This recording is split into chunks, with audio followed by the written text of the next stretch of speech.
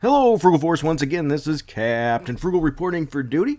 Recently it came to my attention from a Patreon member, said, "Hey, Captain Frugal, you do a lot of comic book reviews, you do a lot of video game reviews in chat and things, but you don't do a lot of comic book video game reviews."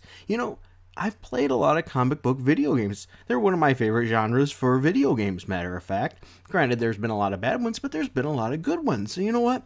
I think it's time that I rectify that situation. So if you want to see some about Sega Genesis Punisher video game, the port, continue watching this video.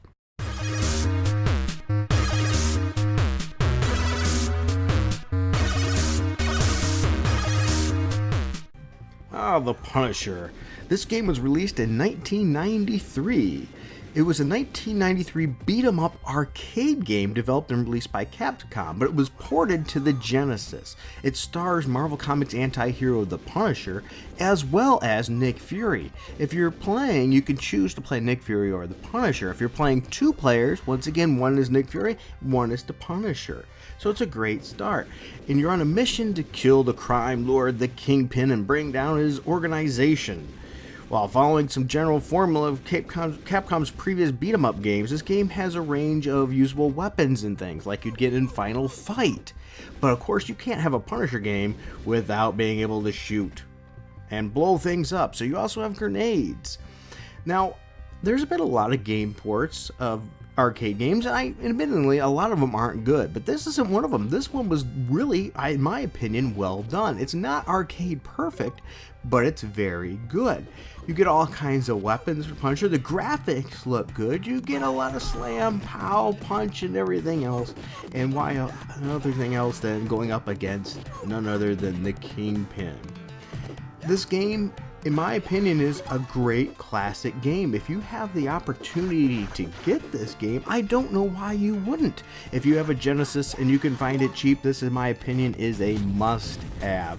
Where other games can you go around through several levels of adventure, shooting up Punisher bad guys, punching Punisher bad guys, and then taking it to the end, fighting the Kingpin himself and bringing down his organization. Now, one thing I will say that was a little bit tricky, and to make sure, you might want to change the control settings right away because they're a little bit complicated from the start, where you have to hit two buttons to do something that uses grenades, and that's complicated, but you can easily switch that in the options menu so you can use A, B, and C.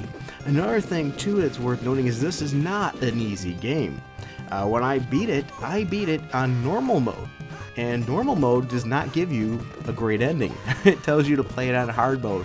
Hard mode and expert mode actually give you different game endings.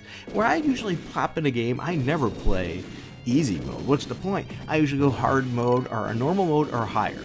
And this one I chose normal. It's where I usually start unless I'm really finding it easy, then I'll go to hard mode. So I was a little disappointed when I found out, what, on normal mode you don't get a good ending? But that's okay.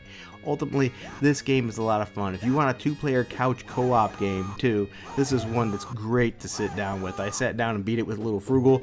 I sat down and beat it with some other friends and things coming over. Absolutely great game, a lot of fun. The game also does a really good job with the cutscenes and cinematics, especially for a game in 1993. This was before they really got to be as cool as we see today.